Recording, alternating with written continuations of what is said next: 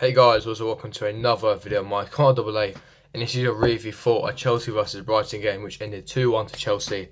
Another 3 points away at a tough place. Brighton been doing really well this season, and it's very good that we got the 3 points and carrying on momentum. Apologies. Since Manchester City, now we made our lives very difficult. We did not have to be in so much pain at the end. It was so nerve-wracking. I kept moving out the room because last 5 minutes it was all Brighton, long balls into the box. We were 2-1 and the momentum shifted to Brighton. The first half was so comfortable. Play was really good. Brighton were letting us play. They were using mid-block tactic because the way the centre forward, Hazard and all the front three were interchanging, it made it very difficult for Brighton to basically, mark them, and also they were very sloppy themselves. So it made our lives really easy, going 2-0 at the break. I thought the lineup was relatively spot on with the front three like they did against Man City. Hazard scoring a superb goal, nice through ball by Willian. Hazard through 1-on-1, he slots it calmly to make it 2-0. The first goal basically sets it up, Sweaty's at the Pedro, and Pedro taps into empty net. And 2-0 at the break ends. Finally Hazard gets a goal and an assist in the first half, and it was very good. It was very good. I was very happy with the performance in the first half. But here's where I was disappointed. It was the second half. The intensity completely dropped. We started becoming sloppy. Brighton's intensity races started putting pressure on us. They started pushing pressure on our centre backs. They gave us way too much respect in the first half, and they made our lives very difficult in the second half. When they bring on Adone, I think that's how I pronounce it, for Glenn Murray, who I thought was very poor today for Brighton. It brought them something extra. There, he's basically a focal point, a target. He held the ball up well. He was strong, physical, linked up well, and it gave us another issue and another problem defensively. Now, I thought the defence was relatively good, but one player that really frustrated me today, and there's an area that we need to improve on, and I keep stressing this every single week, and a lot of you fans disagree with me, is Marcos Alonso. How many times do I have to say he does not suit the system, and he's not as good as a left back as you think he is? Number one, he's not even a left back for starters, and number two, I don't know how he was not sent off today. It's an absolute miracle that he only ended the game with a yellow card. I'm sorry, if I was a Brighton fan, I would be fuming how he would not sent off. Number one, in the first half, he was losing the ball constantly. So he would receive the ball, he would kill our counter-attacks, he would invite pressure, and then he would lose possession, and he's too slow to recover and put our team in danger. He does this week in, week out, game after game, and it triggers me. It completely triggers me. He lost the ball, he's running back, and he commits fouls. Why? Why? You're a waste of space, I'm sorry. Again, got away with it. Should have got a yellow card, didn't. That's 3 times happened in the first half. Didn't get a yellow card once. Got warnings. He was very fortunate not to be on the yellow card at half time. He wasn't. Second half comes. He then deservedly gets a yellow card for hacking down the player, which is 100% yellow card.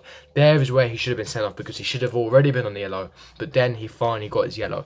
And then in the 86th minute, when Brighton put a beautiful through ball, it's the last man, Alonso yanks him to the ground. That is 100% a sending off, as a goal scoring opportunity stopped.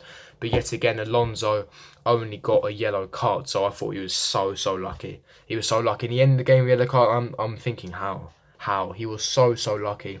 And he keeps putting our team in danger. Now, in my opinion, the only reason why Alonso is even in the team is because of his height. We haven't really got many tall players. Emerson is not really tall. He even said in the press conference, sorry, that he prefers to use Alonso for the height reasons. Now, if we lost Alonso I think it was a normal game for Alonso to play, because Brighton, they love to use long ball. They love to put balls into the box. They've got tall physical players. Alonso is very tall. It makes sense. However, he was poor today. Alonso was poor, and that's probably an understatement. He was shocking, absolutely shocking. But apart from that, everyone else was good. The front three was really good. Willian getting an assist. He was very productive today. Save Pedro, a really good end product by Hazard. Kovacic was, I think, average in my opinion. Loftus-Cheek, when he came on, taking on players, driving at players, so fair play to him. Kante was Kante, winning the ball back, doing his defensive duty, driving forwards. And I thought Azpi's really adapted into his right back position. I thought he was very good today. So fair play to Cesar Azpilicueta, bombing down forward, defensively very solid. Kepa very good as well, although Kepa got a yellow card for time wasting towards the end, but understandable, trying to kill off the seconds and the minutes in the second half. And I thought relatively really good. I thought the centre-back partnership was relatively solid as well. I was really pleased and happy with the centre-back partnership, and I thought Sarri got his tactics spot on throughout the game. I think when he brought on the players, when he brought on Loftus-Cheek and Ross Barkley, I thought it was a perfect time to put them on. He put Loftus-Cheek with Pedro in around the 60th minute, and then he put Barkley on late. Again, he was probably choosing the easy option, but he was relatively good. As long as we got the 3 points, that was all that mattered in this game. And luckily, our neighbours, Arsenal, have dropped points. They lost 3-2 to Southampton, so very, very happy there. We have now gained 3 points on Arsenal. We're now on 37 points. Lucky Tottenham got a result against Burnley yesterday, so they are still 2 points ahead. But we've kept ourselves a bit of a gap, a bit of a distance from Arsenal. So I'm very, very happy regarding that. And I think just overall, the team performance is very good. But in the second half, we're just a bit more sloppy, a bit more lethargic. Brighton really turned the heat on, going through the gears, the motions, being very intensive, should I say. Chris Hughton is a very good manager. I do rate him as a manager. The atmosphere was there. And then as soon as Brighton scored in the second half, which I thought was very, very poorly defended, a ball came in the box. It pretty much bounces over Azpilicueta, and Solly March just smashes it into the empty net. And that's when momentum shifted completely. That's when I started panicking, because up until that point, we played really, really well. Like I said, that Adone guy who came off for Glenn Murray was superb for them. He held up the ball up really well. And ever since Brighton scored, the momentum shifted completely. It went the other direction. They were piling balls into the box non-stop. And it was a massive issue for our defenders. Remember, Azpi's not very tall, midfielder's not very tall, Jorginho, Kovacic, Kante, they're very, very small people, so long balls into the box was a correct tactic to use by Chris Hughton, so we suffered a lot in that department.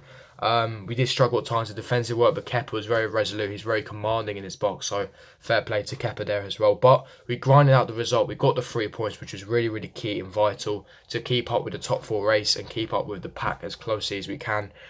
So it was really, really important. A nice 3 points away at Brighton. I'm very, very satisfied with the result, so very happy. Like I said, Arsenal dropping points is just a perfect, ideal situation. But yeah, that is my review for the Chelsea versus Brighton game. If you did enjoy this video, don't forget to smash that like button, subscribe to my channel if you're new around here, and comment down below your thoughts of the game. Do you agree with me that Alonso is just not as good as we anticipated? He's just killing the counter-attacks. He's too slow to recover. He's committing stupid fouls. He's losing the ball. He's inviting pressure. He's just unnecessary, in my opinion, a waste of space. He's not a good left-back, and he's not even a left-back #1. So it's somewhere that I believe we need to invest, but I just don't think we're going to. He just signed a 5-year contract, so there's a bit of an issue there. But I just want to see Emerson to be given more game time. That's just my opinion. But yeah, leave me your thoughts regarding Alonso and just the game in general in the comment section below. And I'll see you guys in the next video. Peace.